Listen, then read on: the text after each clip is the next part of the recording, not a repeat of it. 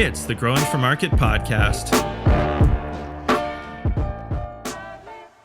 What we weren't expecting was what actually ended up happening. So we launched this out in the middle of our production season in 2019, again, just for our small group. And instantly, like that day, our buyers doubled or tripled what they spent with us. And I thought that we broke it. Like I just assumed we had done something wrong because I knew, like I had all these benchmarks for all the time we'd been working with these buyers of what they were spending. And I went out to them and said, gosh, I'm so sorry. What did you mean to order? And they said, no, that's all correct. Just you made it easy. Like it just was simple. And so we ordered more, like we wanted more. And we just didn't have time to be going through all of those lists. And we had questions that we didn't realize we didn't have answered. And it just was so time consuming that we just got what we really needed from you. And we got the rest from our distributors. And so that was sort of that aha moment for us of saying, wait a minute, if that's what's standing between us and like selling all of our product and selling all of our growers' product, this is not a unique problem to our group. And can we actually solve this more broadly? Hello, and welcome to the Growing for Market podcast, where we talk about growing, marketing, and the business of growing flowers and vegetables for local markets. I'm Andrew Mefford, your host and the editor of Growing for Market magazine, proudly celebrating 35 years in 2026 as the magazine by and for vegetable and flower market farmers. If you're enjoying the podcast, just wait till you see the magazine. Go to growingformarket.com for more. Also, if you could give us a follow and a rating, it really helps other like-minded people find the podcast. And now, let's take a minute to hear from our sponsors. It's with their generous support that we can bring you the podcast for free. Today's episode of the Growing for Market podcast is brought to you by BCS America. On our farm, we've had our BCS two-wheel tractor for over a decade, and with no belts to slip, its all-gear-driven construction is still going strong. Though we originally got it for rototilling, we kept it even when we went mostly no-till because it can do so many other things around the farm. From snow blowing, to making raised beds with the rotary plow, to chipping wood, it can do just about anything you might need on a farm with the right attachment. Need to shred a cover crop? A BCS flail mower will make quick work of even the most vigorous cover crop and chop it up so it breaks down quickly. Want to stir in compost or amendments without inverting soil layers? A power harrow turns your BCS into a precise tilthing machine with depth control so you don't mix deeper than you want to. With so many attachments to choose from, it truly is the Swiss Army knife of farm implements. It's why, instead of saying two-wheel tractor, so many people just say BCS. Tractors and attachments are on sale through the end of the year. Visit bcsamerica.com to find sale pricing and your nearest dealer. This episode is sponsored by Nifty Hoops. Nifty Hoops designs and builds high tunnel systems for growers who want dependable results. What stands out is that Nifty Hoops tunnels are complete systems designed by experienced builders with the details worked out ahead of time. That means the core components are included from the start, like end walls, ventilation, doors, baseboards, and double-layer poly, rather than being added later. The tunnels are designed for real wind and snow loads, efficient assembly, and long service life. You can choose a self-build kit with guidance from written manuals and videos, or a community build where Nifty Hoops works alongside you and the project gets completed in one day. Nifty Hoops has built more than 1,500 hoop houses across the country, including many funded through the NRCS High Tunnel Initiative. They're known nationwide for predictable outcomes and ongoing support. If you're planning a high tunnel project and want it done right, you can learn more at niftyhoops.com. Today, we have the pleasure of welcoming two guests to the Growing for Market podcast, Amelia Ihlo and Shea. Amelia is a farmer and owner of Reverie Flower Farm in New Hampshire and the founder of Rooted, an online farm and food hub sales platform that grew out of her own farm's need for a platform that did more than just sales. And Shea is the manager of the Connecticut Flower Collective, and she also does floral design work through Plant Her Botanical Sculpture. So without further ado, welcome to the Growing for Market podcast, Amelia and Jill. Thanks for having us. Yeah, well, I'm excited to talk with you guys because it sounds like an ambitious and interesting conversation. So just to kick it off, Amelia, can you tell us a bit about your farm? Sure. So we are located in rural New Hampshire, right on the Vermont border. We are a commercial cut flower production, and we sell mostly wholesale, but also started a hub of growers back in 2018, and we sell into the greater Boston market. Yeah. Okay. Jill, can you tell us a bit about the Connecticut Flower Collective? Yeah, sure. So I'm the manager at the Connecticut Flower Collective, but I really got my start farming when I was 18, which is a long time ago now. I was actually looking for one of my growing for market copies that I had in my like 2013 farming notebook. And I was so excited to be like, look. But anyway, yeah, so I've been farming for a long time and have a diverse set of experiences doing commercial pepper farming out in New Mexico to community farming and dairy farming in Vermont and Massachusetts, hydroponic and aquaponic and flower farming, and sort of took a lot of those experiences in the field while doing education and admin to sort of like form this perfect monster of a job into the Connecticut Flower Collective, which kind of combines my experience out in the field with admin and creativity to cover sort of our designer base group. So I just say that to say that it's like really exciting for me to be in a unique position to take all of those skills and apply them to this hub model that we've all worked on together. So yeah, and I do design and freelance on the side, which has made me have a lot of perspective from that view as well. Yeah, wow, you really have done a lot of different things in the ag world. I can see how that would variety of experience would probably help with running the collective. Yeah. All right, Amelia. So how does Rooted actually work as a sales platform for growers?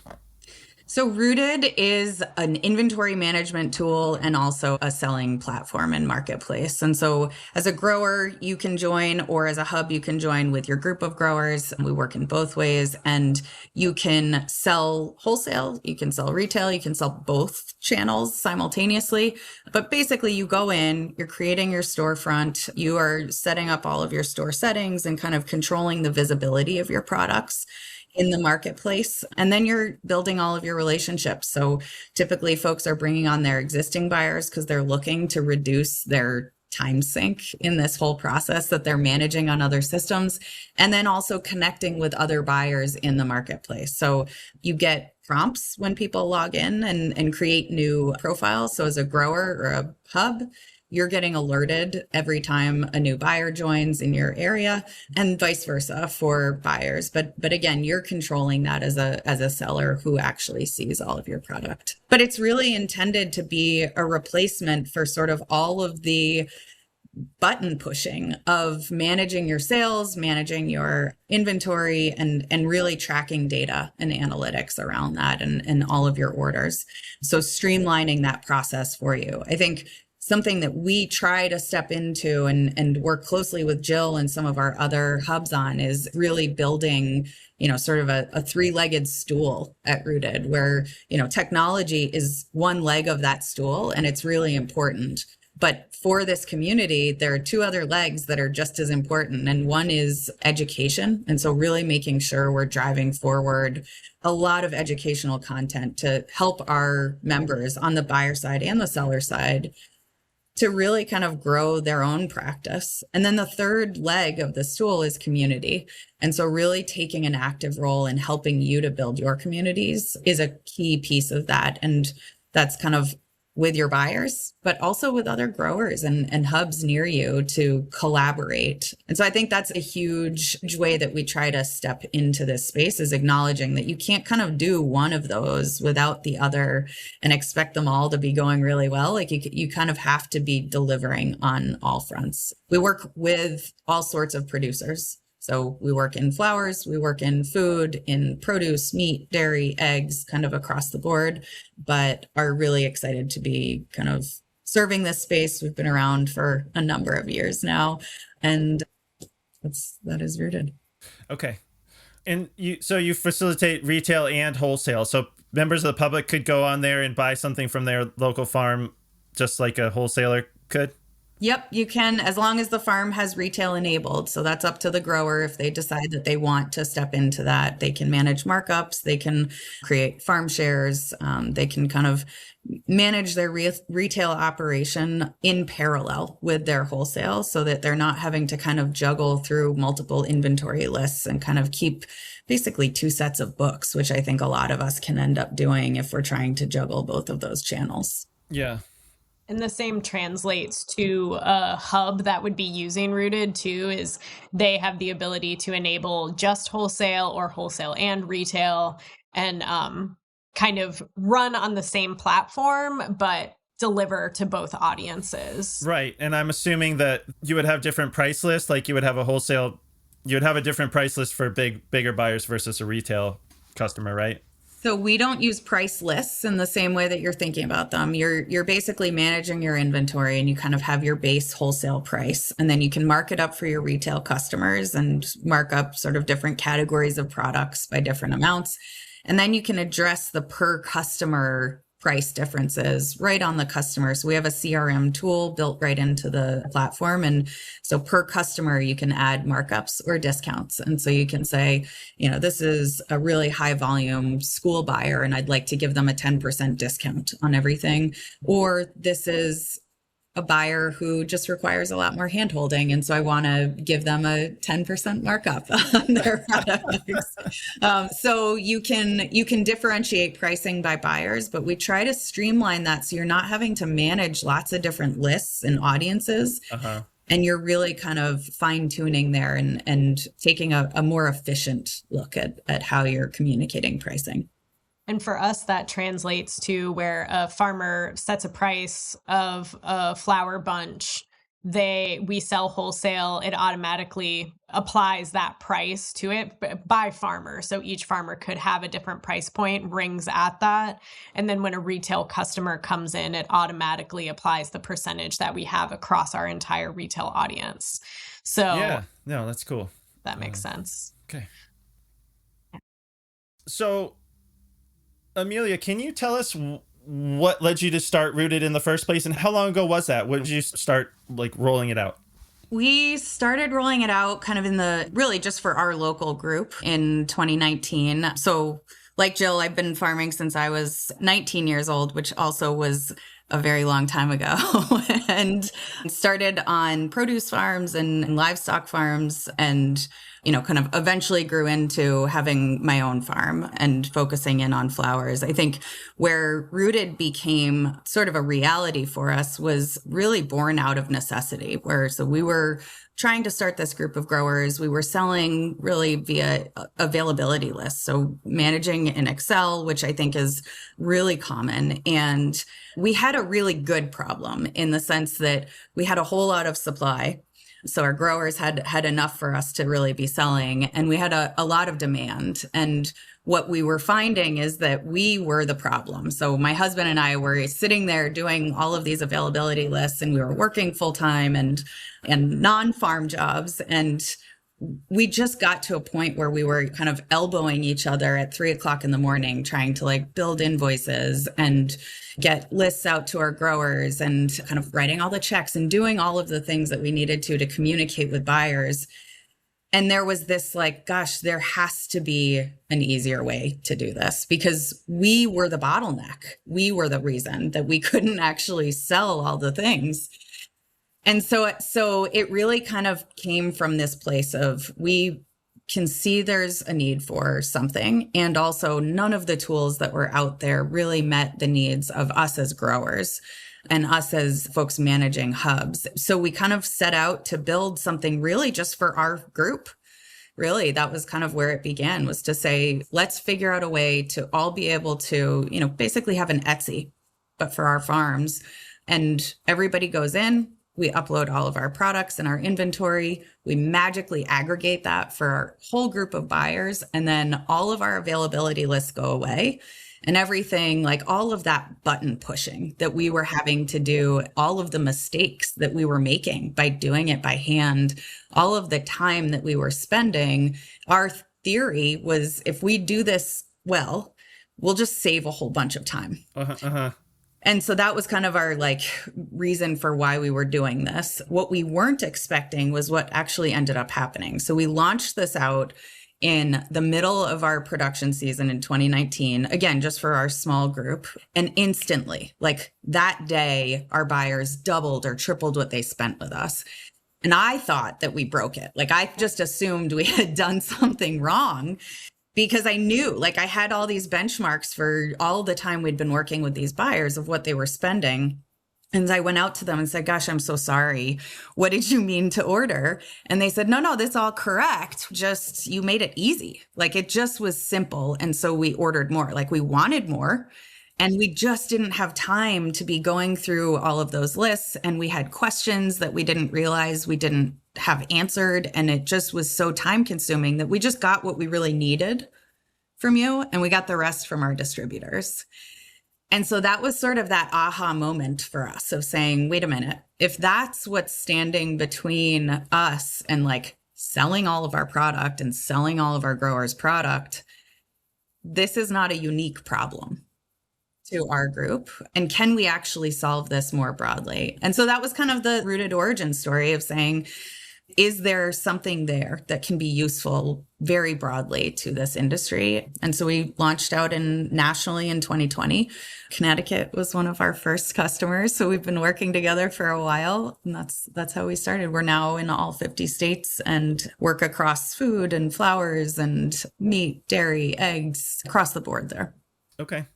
Yeah. And well, you couldn't have picked a better time to launch, really, if you had a crystal ball, right? I mean, to be oh, we launched our online sales platform in 2019. I mean, right? I mean, I can imagine you guys must have grown a lot, but 2020, 2021.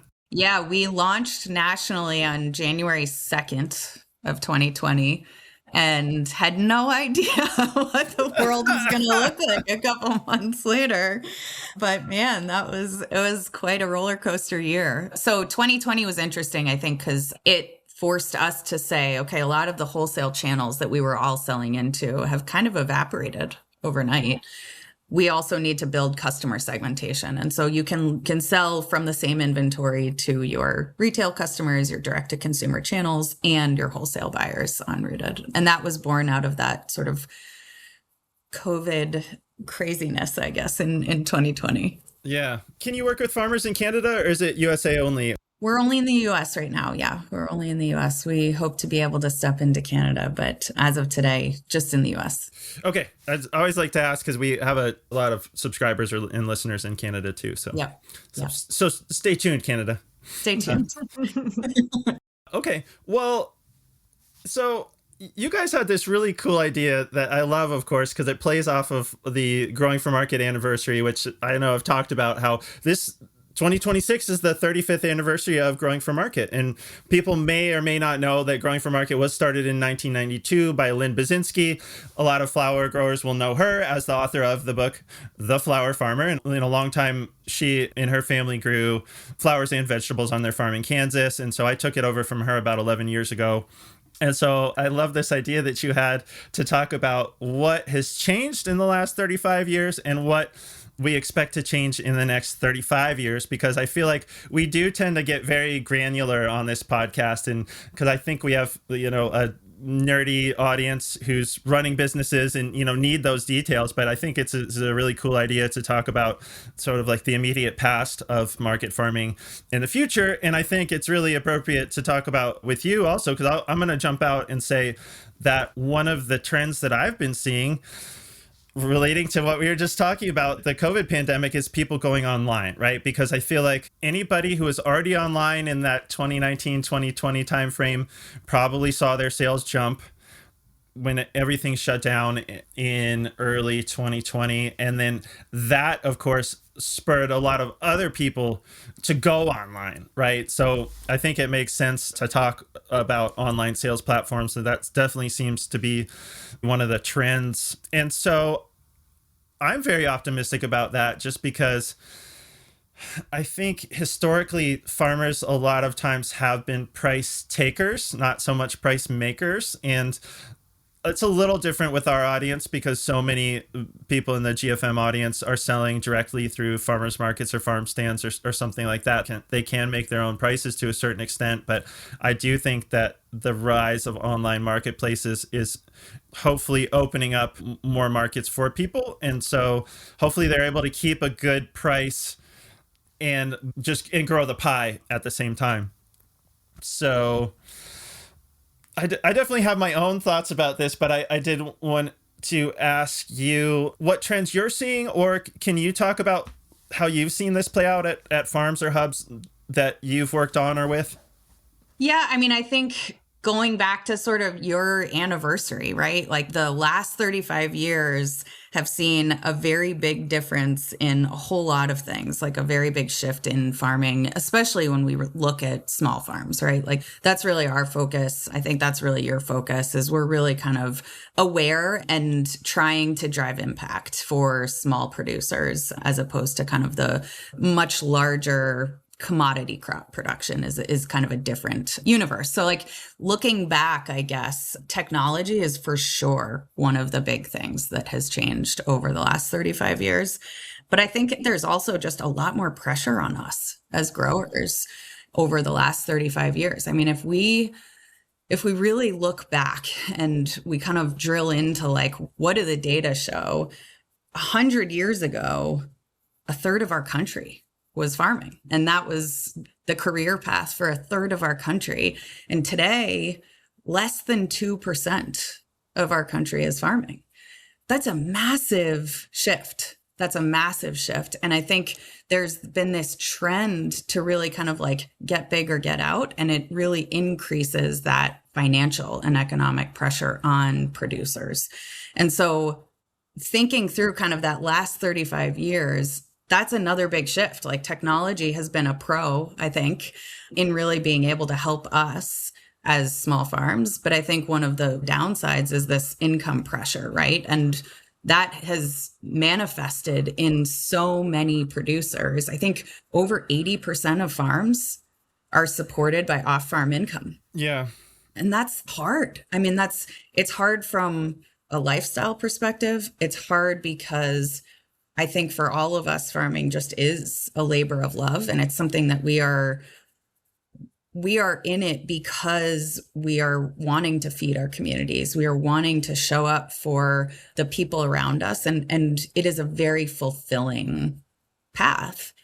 And also it's becoming harder and harder and harder for us to make ends meet. So I think like that zooming out is so important for us to do, because I think in order to really map a path forward for ourselves as a community of small farms, like that is so essential, is to understand, kind of take stock of where we are, what has gone well over the last 35, 50 years, and also where do we really need to be mindful about being proactive over the next 35 years. And I think that financial pressure is a really key area for it. I think going back to that stat of, kind of the attrition we've seen in this industry over the last 5 years, we've lost an average of 75 farms per day, every single day. Wow. I didn't know that. That's really scary. It's scary, but it's also kind of a signal to all of us to say, okay, in order to really be thinking sustainably, like let's have that eye on the future. Let's look at the next 35 years of farming. Where do we need to focus? Because that is a reality that I think a lot of us are facing. I think you see the collective really taking a very big role in driving those paths forward for the producers.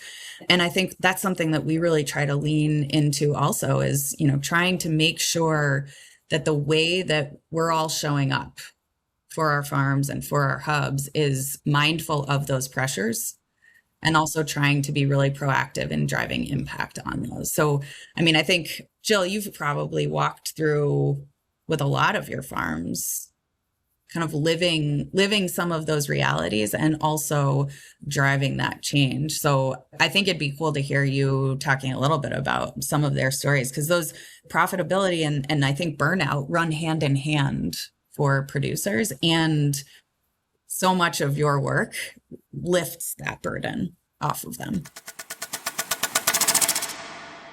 And now let's take a minute to hear from our sponsors. It's with their generous support that we can bring you the podcast for free. If you grow for market, you know performance is everything. That's why so many farmers are turning to Burpee's Farmers Market. Dedicated to professional growers, Burpee is now offering non-GMO seeds in larger quantities, bred and selected for standout flavor, strong yields, and the kind of visual appeal your customers crave. All farmers market varieties are trialed at Burpee's Research Farm in Doylestown, Pennsylvania, where expert horticulturalists test for germination rate, vigor, disease resistance, high yield, and consistency, things that make a difference in the field and to your bottom line. The seed assortment includes USDA certified organic varieties, Burpee bred classics, heirlooms, and exciting new introductions.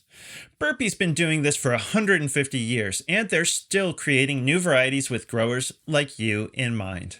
You can check out the full lineup at burpee.com/farmersmarket. That's burpee.com/farmersmarket. Most CSAs don't lose members on price. They lose them because their systems break. In a recent 70-minute panel, 3 veteran CSA operators serving hundreds to thousands of members break down production planning, fulfillment, retention, and what they'd change for 2026. They talk honestly about what fails when you scale, how they protect member trust, and what actually drives renewals. Download the full conversation at farmhand.partners/GFM and see how the fastest growing farms are building smarter businesses. That's farmhand.partners/GFM. And now back to the show. So I feel like I can clarify a little bit here too, because I think just for people to be able to bite into the actual technicalities here is that we're the Connecticut Flower Collective is our name.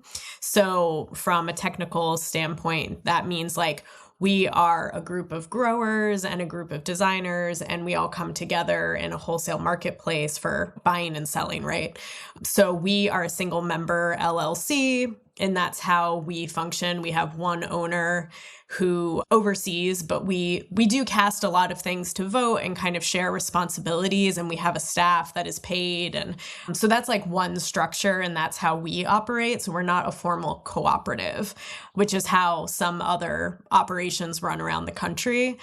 And that means board members and voting, and there's a lot of technical things that go into that. But I think how we're approaching this conversation and how I think it can be most applicable to as many people as possible, just from even a philosophical point of view, is to view what we're talking about right now through a hub model or a community model, which is to say that any individual farmer can make these same steps and can come together with their neighbors to make these missions possible. So I'm speaking about this through a formally organized group, but I feel there's a lot of different ways that you can approach this, even just from a mindset. So just wanted to lead with that. But essentially, our group started more formally in 2019, had those first years of figuring things out, but it was also assembling a group of people who were not familiar with the collective model, the hub model. And there was a lot of hesitance, it's a little bit weird to go from a model where you're all at a farmer's market, maybe glaring at each other across the way, oh, how much do you sell that tomato for? It's there's a little bit of that competitive mindset built into every industry out there. But in farming, we're all hustling so hard that mentality is I've broken my back for this. I deserve top dollar and I want my farm to do well. I might like my neighbor, but still I'm working really hard to make this happen. So shifting from that being the only way that you can function, right, to saying, okay, I'm actually going to work alongside my fellow farmers who might live 10, 15 miles away from me, and I'm going to actually share the marketplace with them. what does that look and feel like? And it's really intimidating and scary and vulnerable. And whether people admit that or not, I think that it's something people feel super hard when they put their heart into their work and want it to go well for their families. And yeah, so we have noticed from 2019 that shift, right? From those early days of like side eye to we're 7 years deep now, where we have people who are sharing resources, whether that means like actual farm labor, seeds, tips and tricks, coming to each other's locations and being assets to one another and truly supporting each other, not just through their literal resources, but through their knowledge and time. And I think our philosophy, Amelia and I talk about this all the time, but like rising tides lifts all ships, right? So this idea that like, it's not me versus you. It's like, if you work with me, we're actually able to succeed better together. So I think it's a big part of this hub model and community model is that mindset shift toward accepting community over competition, if you will. And I feel like we can speak to this more during this conversation, but about how to actually do that and make that successful, because there are a lot of things that go into doing that. But I just like to stand in proof to say like, it's possible. A lot of people are making it happen. So like join the club already. But yeah, so I hope that answers the question, but that's my tirade about the collective and how we've seen it happen. Yeah. Well, that's a great point to make because, I do think that the growing for market audience does tend to be direct market farms, which are not among the largest, but I don't want to say small because I know there's everything from very small farms in the GFM audience to, people who are growing on 100 acres or more. But I mean, generally speaking, the direct market farming audience tends not to be the biggest farms out there. And so I do think that collectives and online sales are ways for smaller farms to reach a bigger audience and maybe compete better than back in the day. Or in actually, speaking of back in the day, if I could back up 90 years to talk about the last 35 years and then talk about the future 35 years. And one thing that it made me think about, Amelia, it kind of like goes back to what you were saying about how, 100 years ago, a third of the population was farming and it's hardly anybody now. Well, I was trying to think of how to take the last 35 years in context. Because of that, farming has changed a lot. Yeah. I want to go back 90 years is because, so my grandma was born on a farm in Pennsylvania about 90 years ago. I forget what year. She was born in the teens. Okay. So, right. She was a child during the Great Depression, living on a farm in Pennsylvania, which is actually where we originally started our farm when she was still alive. We leased some land from her. And the trend that I want to talk about is just that the loss of that farming knowledge. My grandmother also was born on a farm. Both my grandparents also lived through the Great Depression, and their farms went away. And so that was, I think we have a shared experience there. I think that story just has happened over and over and over again. And that knowledge, I think, was a loss through all of that, like that knowledge transfer. And the knowledge transfer, I think, goes along with the community that is lost through that. Like when our grandparents were farming, they had entire communities that just revolved around that industry, which, of course we do in some way now, but not the same as it was. Not as robust. Sure. Yeah. Right. Yeah. I mean, I think it can be really all over the place. Some places that have more of a market farming scene, you may know other people who are doing what you're doing. And then I think some places are more isolated, some farmers may not have much of a community to draw upon. And that's a really good point. Like they probably did like 90 years ago when my grandma was a child, because although I think their farm was pretty typical for the mixed cropping farm, I would say they had like a small dairy, grew small grains. One thing that they did that I know a lot of farmers try to do is have year-round employment to keep, if they have a good crew, they try to keep them. So on my grandparents' farm, they logged in the wintertime. And I mean, I think these are all pretty typical farm scenarios, but they also had what they called a truck patch, which is like the vegetable patch that they, I think it's like the market, their equivalent of a market garden. And I was thinking about how of course, she grew up on the farm. She did all that stuff. She drove the horses. And so one interesting thing, we lived on the farm, not in the same house, but the farm where my grandma lived for a couple of years. And she had dementia, which was sad, but she had the kind of dementia where she couldn't tell you what she had for lunch, but like 50 years ago was crystal clear. And so, of course, we were starting a farm and we were really interested in that. And so we heard a lot, you can imagine, about like what it was like back in the day, because those were the memories that she had access to. And the point that I'm trying to make here is that she didn't learn how to farm from YouTube videos or anything, like she lived it. And then her kids' generation, they were encouraged not to farm because it was, like you said, it was during the get bigger, get out area. People may know that was an actual thing that the US government told farmers, and Secretary Earl Butz telling them, get bigger, get out.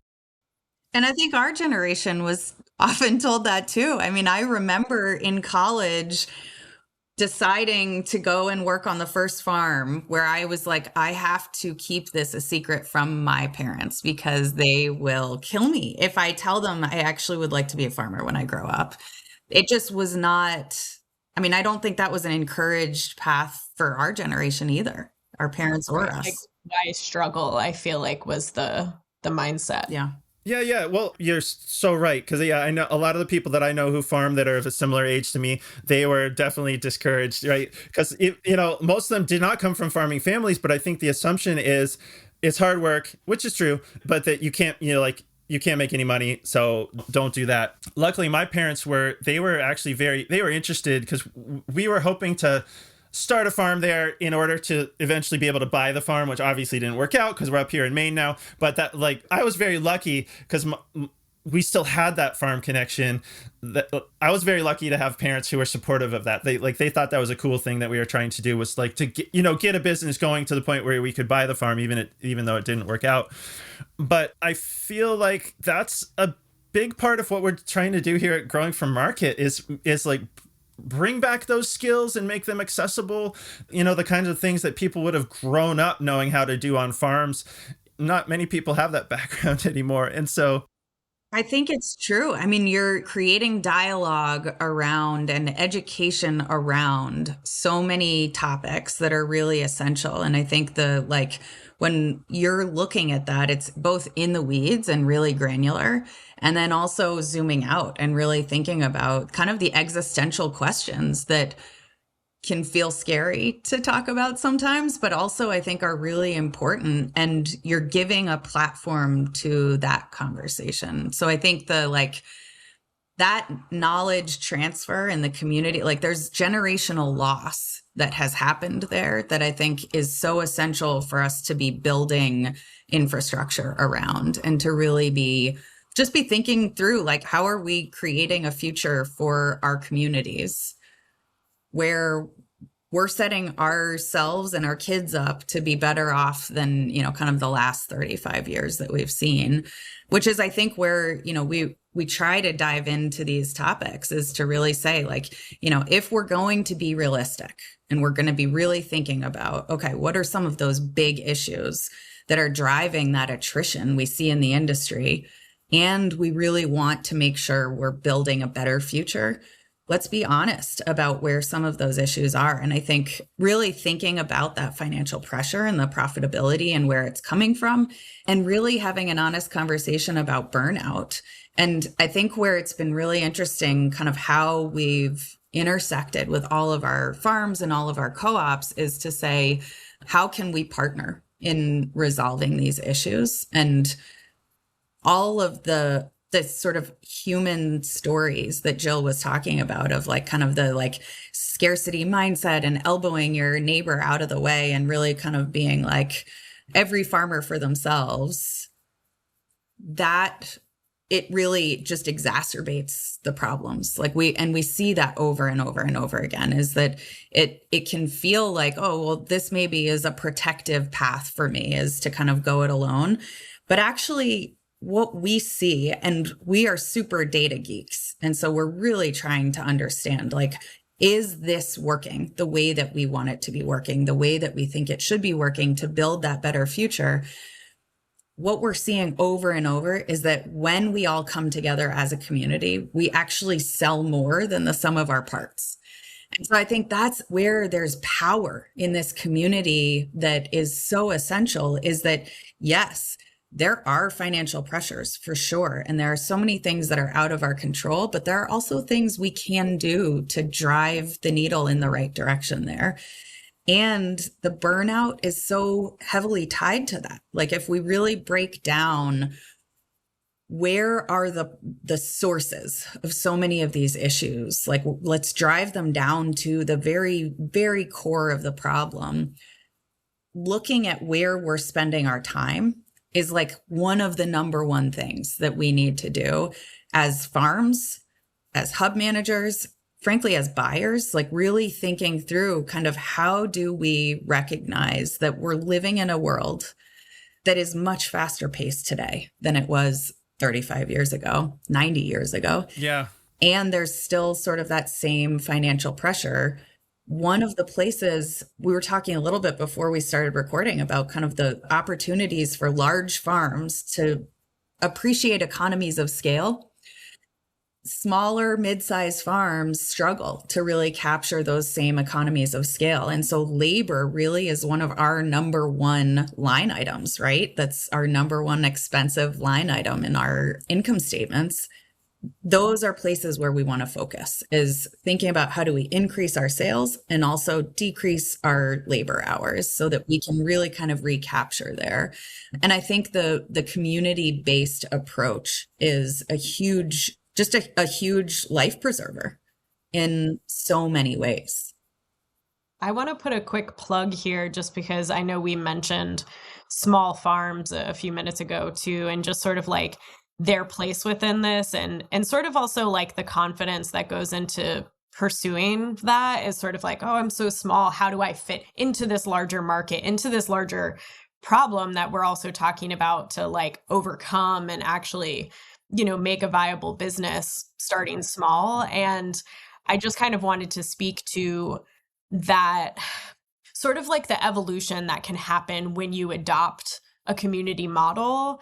Is if you're starting out small, first of all, there's a place for you. In our collective, we call it like our grower ratio. Is sort of like within our group, we have a few micro growers who might grow some like really specialty flowers that they can really hone and focus. So, and maybe they have a few essentials, like there are sunflower growers and they go with some of those like bread and butter items, but they'll start at that scale potentially. And then over the next few years, they're able to grow into their niche. They've made enough to expand their field, install irrigation. And what Rooted has allowed us to do as a group and each of our farmers to do is to actually see that growth year over year through like their detailed analytics that are built into the program, but also seeing like, what am I listing the most of? What am I selling the most of? What do I hate growing and I can cut out because I'm actually seeing that I'm not making any money on that. So it allows people to kind of create their very personalized roadmap to how they can scale if they want to.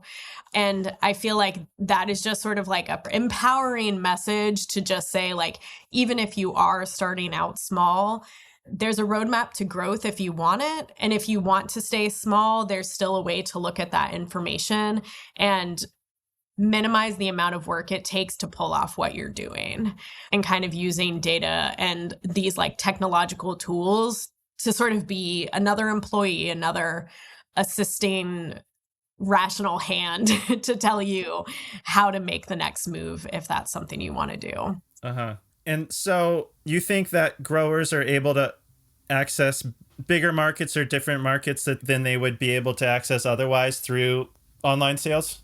Absolutely. I mean, I think through online sales and through these hub models, like what for our origin story, it was sort of like a group of farmers who were all selling individually to the same, so floral designers, and they were individually driving product to that floral designer, individually running all of their invoices, individually going back and forth. I want a little bit of this. Oh, wait, I forgot that. Add this.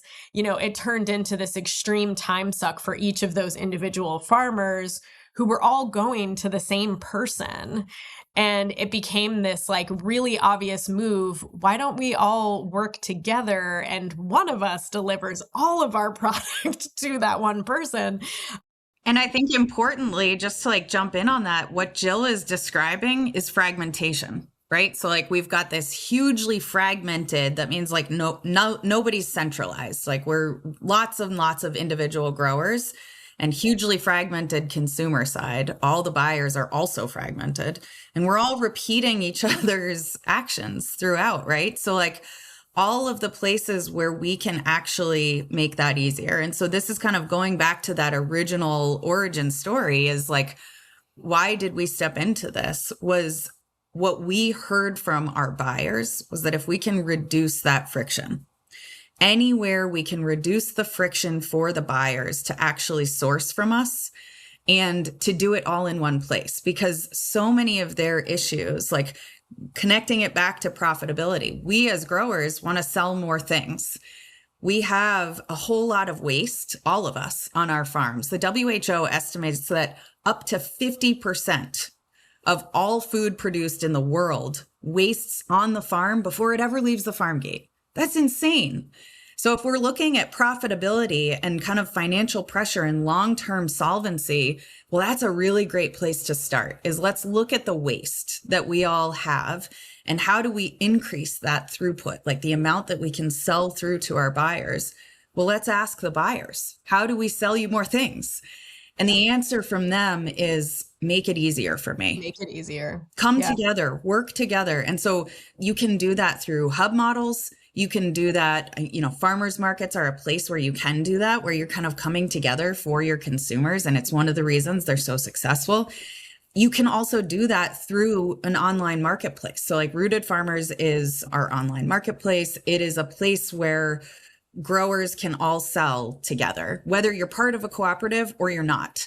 And so you can sell through this shop page the same way that you would go to, think about Etsy or Airbnb or another marketplace where as a consumer, I can go on and shop from lots of different people all in one place. That's what our buyers can do, right? Our buyers can now shop from lots of different farms. And I think to speak to Jill's point about like that fear that you can have and like that vulnerable, like, hey, let's come together. What we actually see is that when you do that, you're solving so many problems for your buyers that instead of reducing your sales by risking handing them off to your neighbor, you're actually increasing everybody's sales because you're solving the buyer's problems. So like kind of connecting all of those dots of, okay, profitability and financial pressure is a huge issue for us as growers. We want to sell more of our things. Let's understand the buyer's perspective and how we can sell them more things. And sometimes they aren't even aware of how much more they would purchase unless you got them into this kind of flow. And what is really cool is to watch your buyers' average order values and how they shift over time because they're all increasing. The more time they spend buying from this community of growers, the more money they're spending from everybody, which is that validation point of like, how are we making sure we're driving that forward? And I think what's been really fun is we can see on Rooted what your shift in sales have been since you've joined the platform, right? Like we can see how the Connecticut Collective has grown since they started. What we can't see is what happened before. And so we put out a survey this year to our growers to say, we really want to understand, like, tell us all the things. Tell us how it's working. Tell us what you don't like. Tell us where these impact metrics are actually helping you or not. And what we learned, I think, surprised even us, which was that 92% of our sellers have increased their sales since joining Rooted, and almost half of them have more than doubled their sales, which is crazy. Yeah, that's a lot. I know. And so that thing that we saw with our group was like not unique. We're seeing that over and over and over and over again, because again, we're solving those buyers' problems.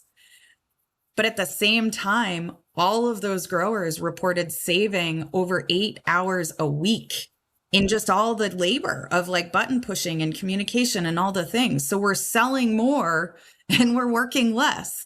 So now we're driving forward on profitability because we're selling more of that waste, right? Because we're meeting those buyers' needs. And we're really dropping our burnout threshold, right? Like we're addressing those very serious mental health issues that I think we all are aware are prevalent in this industry, because now we're just sort of like taking the temperature down on our labor input and all the things that we have to manage and keep in our heads and kind of juggle. That's just reduced. So I think that's been really fun for us, and just kind of tying back to the on the ground work that Jill is doing and that all the other co-ops and all the other farms are doing day to day. Yeah. Yeah. Okay. So I can see how, like when you told that story about how when you first turned Rooted on and sales went up so much, you thought you had broken it, I can see how that's reducing friction on the buyer side of things. But that's so great that you can reduce it on the farmer side of things too, because I know, there's so much time. Like I've heard doctors call it pajama time, of like the time you're sitting there doing invoices right after your kids go to sleep, or in your pajama, all the little things that have to be done on a regular basis, like invoicing customers, or else you don't get paid.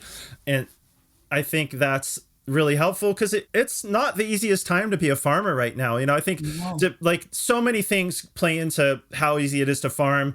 Like I remember talking to some growers who were doing vegetable farming in the 80s, and they said that was a really tough time, because if you like thinking about the chronology of farming, the whole like locavore movement hadn't kicked in yet. I don't think people were really valuing local vegetables or organic vegetables. Farmers couldn't really get a premium for those things that should be value adds. And I think now it's really hard. Everything's expensive.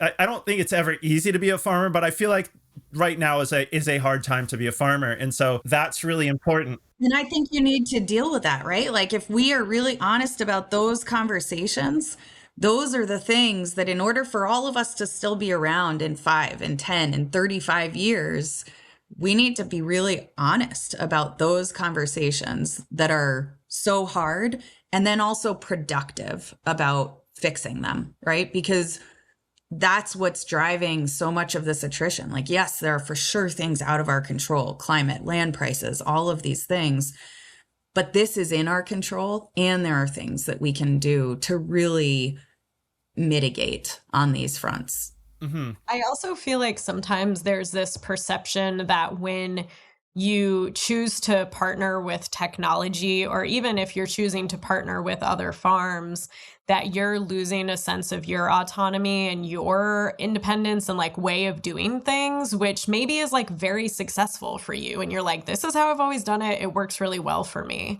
But I think the cool thing about what we've noticed in our group is that you still have complete control of your inventory, how you're uploading it. We provide like pricing guidance because people often want that, but they don't have to stick to it, and every hub runs a little bit differently on that front. But you still have complete control of that process, how you upload the pictures that you're uploading, your descriptions, your price point, and you still have that direct connection to your audience because you're getting a collated harvest list from all of them. And you're like, wow, so-and-so really loves my white cosmos. Like I'm growing them for her, So I feel like there is still this like very personalized, tailored experience that you can have, and you don't have to like lose the way that you've done things. In fact, I feel like it gives you more space to be able to do what you do on the farm when you kind of like let some of those systems that take a lot of time and energy of pajama time when you should be like watching TV and sleeping toward those other things that matter and actually move the needle for you, which is production, being in the field, producing what you do. I think that's so important. Like the examination of all of your workflows through this lens of, is this value add? Like, is this work that is so important that I need to be the one who is doing this thing, whatever that thing is? Like, you should be looking at every layer of your business in that way, right? And thinking to yourself, Is this like I have a friend who uses this phrase, is this the highest and best use of my time? Was it the highest and best use of my time to be like manually updating Google Sheets and Excel sheets and like sending every single email? Or are there better things for me to be spending my time on? And it doesn't have to be in your business. I think some of the like highest impact work that we feel like we've done are those stories where we hear from people. We were at the MOFGA conference this week. And so we were up in Maine, and I will not name our grower, but they said, this like has saved our marriage. Like this has saved our marriage and allowed us to like be human beings again. Right. And we hear those stories over and over. We had a grower who told us that it felt like she had finally sort of reached what she felt like was success in her farm. But what success meant to her was that she could both farm and go to the library with her kids during the summer. Like, that's so important. Yeah. That is so important because we feel this like tension and this pull between these very important pieces of ourselves and our lives that we need to be present in and also be honest about. Is that like, there are places in our businesses where we are spending our time that we should not be spending our time. We don't have to be. Yeah. Yeah. Yeah. Well, it seems like that's the to be able to take out the friction of all those things and is one of the things that just didn't exist 35 years ago. Like Lynn. Okay. So when I was talking with Lynn about why she started Growing for Market and everything, it was because she said she had a writing background and a farming background. And she said she was researching all this stuff for her own farm, right? And so she was like, might as well start writing it up. And I feel like when I look back at the early days of Growing for Market, like when I tell people what Growing for Market is about, I'll say it's about growing, marketing, and business. But I feel like back in those early days, so many of their articles were about growing. Because I think that's it, is that so many people had lost that farm connection, that the early days of GFM, it was just about growing that stuff. And right. And of course there's no such thing as an online sales platform to help people because online didn't really exist back in 1992. Right. And so then I feel like you look at it and then there start to be more articles about marketing, right? Because I think maybe people had started to get better. There are more resources at growing. And so then it's like, okay, how do we sell all this stuff that we grew? And then one emphasis that I've been trying to bring to the magazine, which dovetails really well with what you guys are doing, is the business, right? Because it's like, you got to be good at all of the things. You got to be able to grow it. You got to be able to market it and sell it. But then, if you're not good at business, if you're not looking at those numbers, you can very easily run at a loss and go out of business or just burn out, like you said. And so that's why I see that as a really exciting thing, that the online sales platforms are almost like allowing smaller growers to band together, almost like a Frankenstein. A big Frankenstein might be not be the best analogy, but beautiful Frankenstein. A beautiful Frankenstein, like a bunch of flowers grafted together. And so, right, because I think like whether you're dealing with a florist or a wholesaler or whatever, I feel like back in the day, there was this barrier where larger farms could probably access florists or wholesalers more, right? Because friction, right? If they get sales sheets or fresh lists or whatever from all these different growers, they're probably not going to say like, how many of these growers can I possibly buy from? They're probably going to do the opposite and say, how do I get as much as possible from the fewest number of growers possible? Yeah. So I feel like that, online sales is aggregating basically like selling power for farmers and hopefully streamlining the whole process at the same time. And so one thing I wanted to ask you about is that, so about a month ago, I was at the ASCFG conference, the Association of Specialty Cut Flower Growers, and I ran into so many people who are starting collectives, like particularly flower collectives, obviously, because it's flower conference. But we're doing kind of like a mini theme for that on the podcast here this late winter and spring, because it looks like a trend to me. In fact, I just did a interview with an herb collective, and then I have some interviews coming up with flower collectives. And I think that's a very exciting trend because it seems like it will allow people to leverage their businesses regardless of the size and eliminate some friction. Is that something, is there a way that you can see a trend, right? Because not everybody using Rooted is a collective, but it can be used like with Jill there. Yeah, so we work in two different ways. So you can use Rooted as an individual farm and you can use Rooted as a hub. And so those words are kind of interchangeable of like hub and collective and cooperative. It's basically just a producer collaborative way of growers and producers selling together. And so it's really designed to support either model, like either an individual producer. And so you can sell via the marketplace as an individual producer. You're controlling who actually sees your product. So you control your buyer relationships and what they're able to purchase and when. And you can also sell through these hubs and collaborative models. And so it is, I think, a really unique opportunity for growers to build that community and that virtual sort of network for themselves. And that it does work for both approaches. And it is flowers and it's also a lot of food as well. And so we work with some really fantastic food hubs and food producers. And I think seeing that model taking off even more than it already has been so exciting because we can see the sort of like 3 years down the road path for those folks where we know how much it's helpful for each of those individual growers to then band together and figure out ways to kind of collaborate and reduce that sort of fragmented connection process and sales process, and also reduce their own burnout by working together. And now let's take a minute to hear from our sponsors. It's with their generous support that we can bring you the podcast for free. Whether it's tomatoes to market, flowers in the spring, or vegetables for your family, growing in a greenhouse protected from the weather provides the right environment for a harvest you can count on. Rimmel greenhouses are strong, durable, and easy to assemble, offering the quality that you need to grow productively year-round. Rimmel greenhouses are proudly built right here in America and shipped to anywhere in the U.S. With technical sales staff members located across the country, many with growing experience, the Rimmel Greenhouse's team of experts will serve as your trusted partner every step of the way to ensure that you get exceptional value from your greenhouse investment. Visit Rimmel.com to get a quote today. This episode is brought to you by Tend, the all-in-one AI-powered farm management platform trusted by modern growers. Whether you're growing vegetables, flowers, or fruit, or managing a nursery, greenhouse, or vineyard, you know how much time gets lost in planning, tracking, and staying organized. Tend helps you cut through the busy work so you can focus on growing and selling what matters.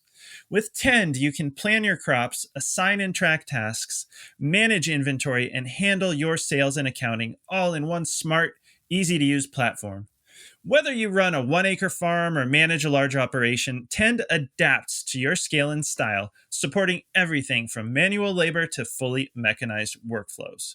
Try it for free at tend.com. No credit card required. That's TEND.com. Streamline your season and grow with confidence. Seven Springs Farm Supply has been the market gardener's supply company for over 30 years.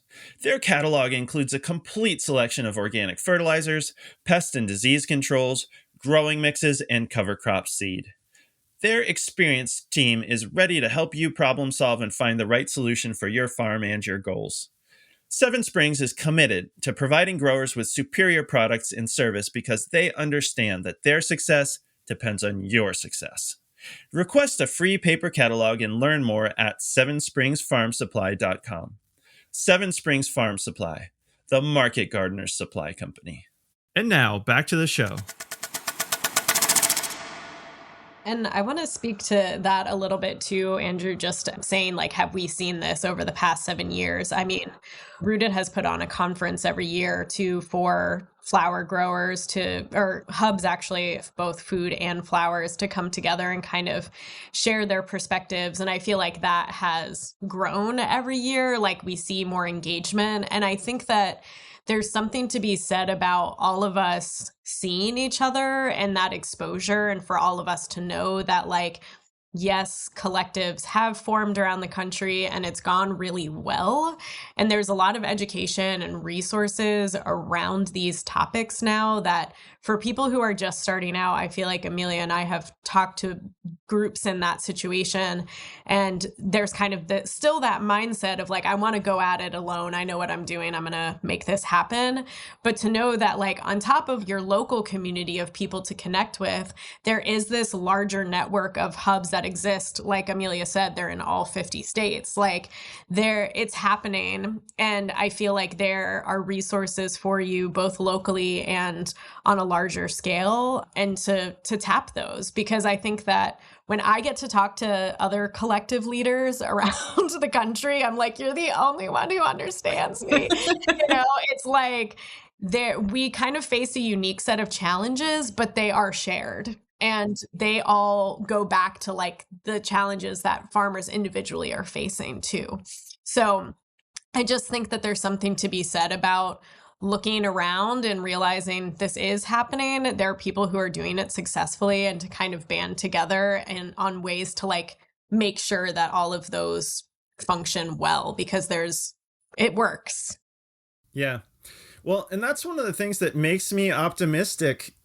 We're talking about the challenges.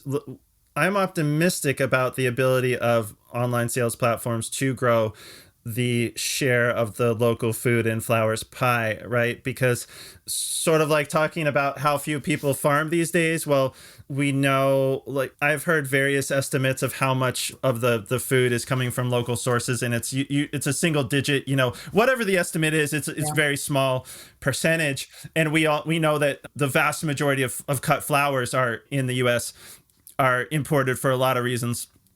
And so I'm thinking that being able to leverage online sales and collectives and things like that should be able to give smaller farmers a bigger, get better market share, in contrast to in the past, right? Because I'm thinking like, okay, so this is going to date me a little bit, but about 20 years ago, I was working on a big CSA farm up in Washington State, and they were very proud that they had gotten this custom coded CSA management software that they didn't tell me how much it cost, but they said it was very expensive. And, I think it was very cutting edge at that time.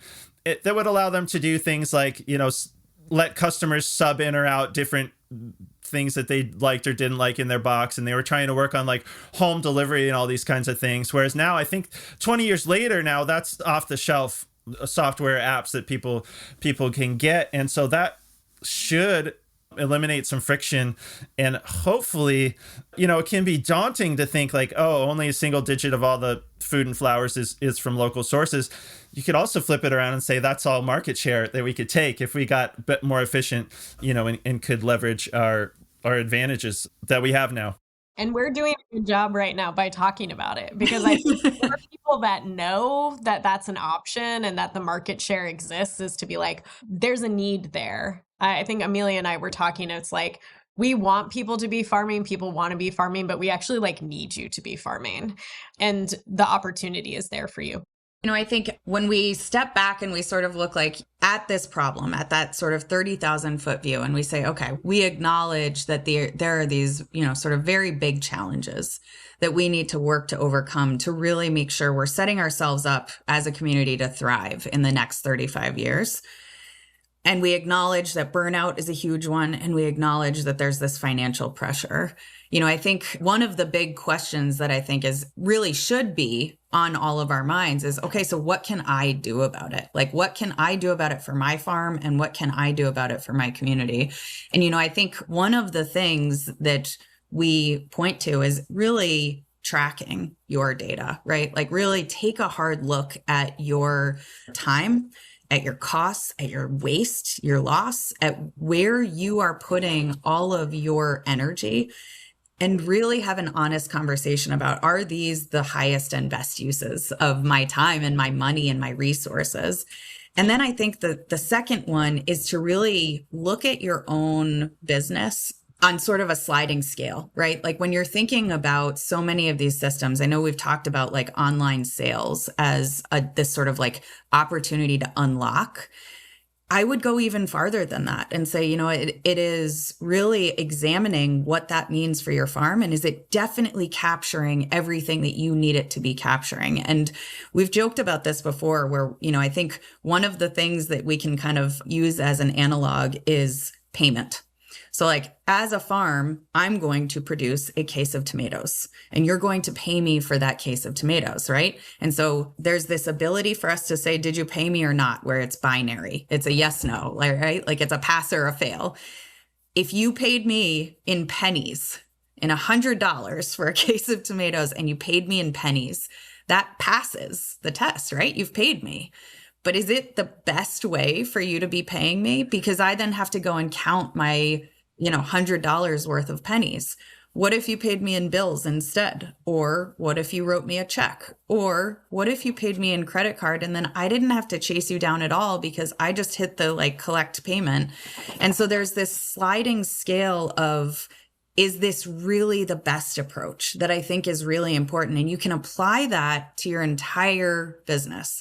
And it's not just in payments, though it is a really good case for kind of thinking about credit cards and ACH and electronic payment. But it's also looking at, okay, so maybe you have a farm website. Is it actually meeting all of these needs when you look at all the time you're spending? So I think, we are obviously farmers. We're hub managers. We build selfishly for ourselves and for our buyers. And so we really try to deeply understand these problems and build tools and technology that reflects what we need as growers so that it really streamlines all of that time sink that we often can spend. But you can take that same lens and apply it to your business in everything. You can apply it in your field operations. You can apply it in kind of your harvesting practices. You can apply it in your packing practices and look at where are all the touch points where you're moving product and are there opportunities for loss there that you could trim? It's just a broad-based question that I think we can be asking is to look at our own businesses and say, okay, I see these challenges and I would like to take 2026, take this 35-year anniversary and look at my own business for future proofing and saying, how do I set myself up so that I can be kind of able to take action here? I think that's one of the best ways for us to be doing it in our farms. Yeah, I'd say so. And, just getting all that data in some kind of, computerized or online platform probably helps because it's one of those things. If you don't track it, you can't manage it. I'm notoriously bad at looking back at how things actually worked out. But the first step is just to have them in there in the first place, right? And then so just using a platform like that is going to mean that the data's in there so that it can be evaluated, right? Because then like you're saying, people can look at various parts of their operation and hopefully find out where the waste is and reduce it. Are there any trends or other ways that you can see that farmers could sort of future-proof their operations, from trends that you're able to see rooted? Yeah, I think we've talked about a lot of them, but I think just circling back to, your community and really looking at where you're spending your time, where you're spending your resources, right? That is kind of it. I feel like winter is always a good time to sort of do that check-in. And I think we probably have more time as producers in the winter to actually have conversations with each other, which is probably why all of our conferences and everything are concentrated in those winter months. But I think having those connection points is just really crucial, and having the check-ins and recognizing that there are very human impacts to a lot of these sort of business related decisions that are just as important as the business outcomes, is to really consider those human outcomes. So, I think future proofing, I would really say, and I think Jill, you probably agree, is looking at it from all angles and saying, okay, what are sort of the financial sides of this for me? How do I set myself up for success? How do I identify the issues and then overcome them? What are the kind of mental and emotional sides of this for me? And how do I think about balance and trying to chase that sort of elusive, quote unquote, balance in our careers and in our farms and in our lives? And I think looking at sort of the social layer of it is just that this is so isolating. so much of the time, and needing that community. We are social creatures, and that community can show up for you in so many different ways. And this podcast is a piece of it. Building kind of dialogue around these issues is a piece of it. I think cooperative models are a piece of it. I think, kind of building connection both with your buyers, but also with your fellow growers, even if you don't have a co-op or don't have any intention of starting a whole new business.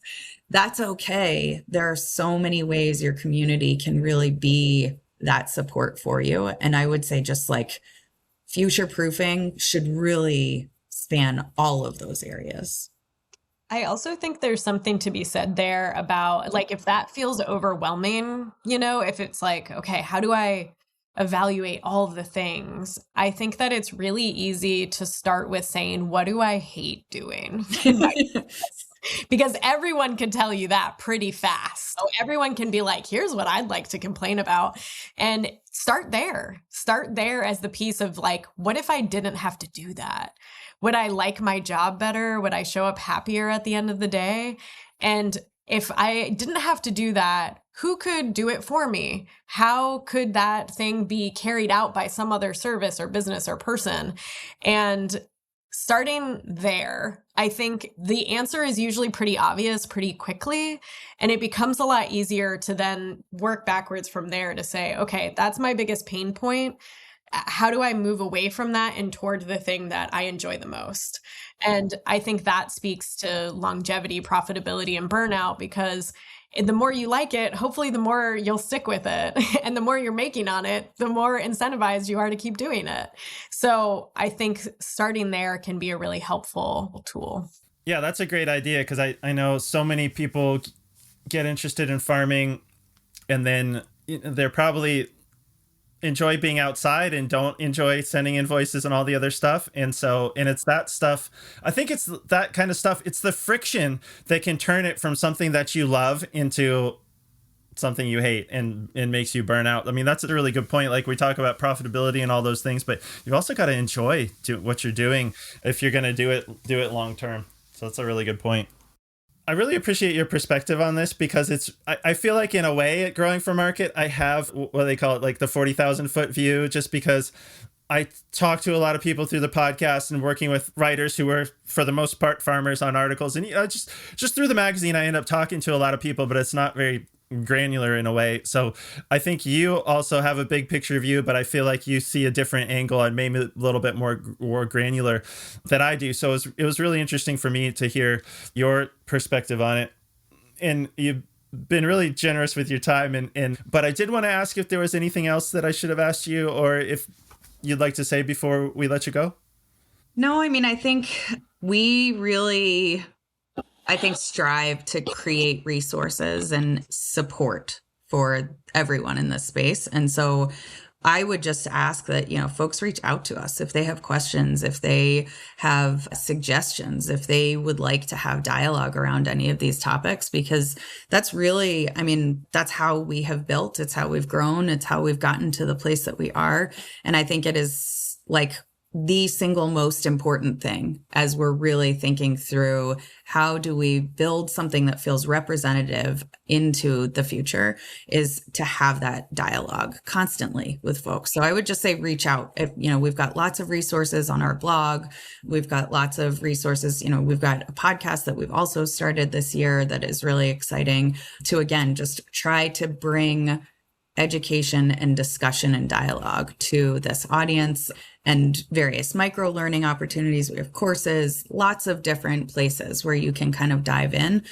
And if we don't have it, we'd love to hear from you, and we'll try to work through building those out more. But yeah, I think you're doing a fantastic job. This is hugely important for all the reasons we've talked about today. And we just appreciate you and everything that it's taken to get to the 35-year anniversary. And we look forward to the next 35 years too. Yeah, well, thanks. Yeah, it takes a community, of farmers, and then also all the people working to support farmers. So yeah, I hope we can play a part in that and to help keep market farming moving forward. I think that's stronger than it was 35 years ago, and hopefully we can keep that trend going. Yeah. Amelia, on that tip, tell people what your podcast is called and where they can find you online or social media or wherever you want people to look you up. Yeah, our podcast is called Barn Talks, and Jill and I host that. And, I think it's a really fun place for us to just bring voices from inside the industry and also outside the industry to kind of offer different perspectives that can be helpful. You can find it on YouTube. You can find it on Spotify podcasts, Apple Podcasts, and yeah, love to have you join us there. Cool. Anytime. All right, Jill, where can people find you online or social media, wherever you want people to look you or the collective up? Yeah, so our website has a lot of information. We have FAQs and sort of, you can see a lot about like our structure through the website, which is ctflowercollective.com.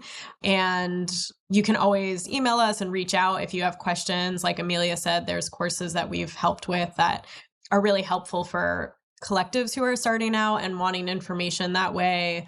We're very like transparent and we want to give, we want to share. So like, don't be intimidated to reach out. You can find us on Instagram too, at Connecticut Flower Collective, all spelled out. And that's where you can see how silly all of us are and how not intimidating.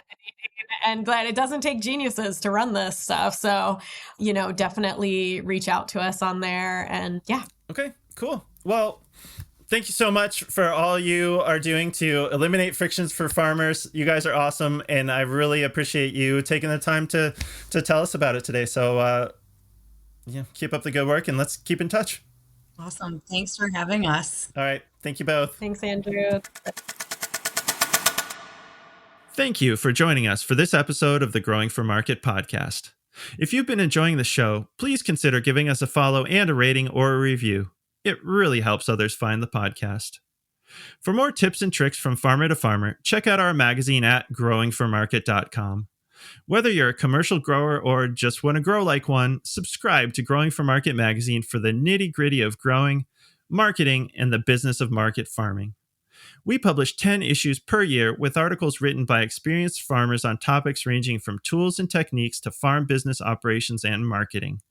If you've been listening to the Growing for Market podcast and haven't yet checked out Growing for Market magazine, we've made a change so you can try the magazine for free. We've added a free month to the beginning of all first-time subscriptions. Try out the digital or paper magazine for a month, and if it's not for you, cancel within 28 days and you'll never even get billed. All subscriptions get you a year of the magazine, plus 150 downloadable back issues from the last 15 years and over 1,700 archived articles. With digital subscriptions starting at just $39 a year, head on over to growingformarket.com and subscribe today to benefit from over 3 decades of writing by farmers, for farmers, in Growing for Market magazine.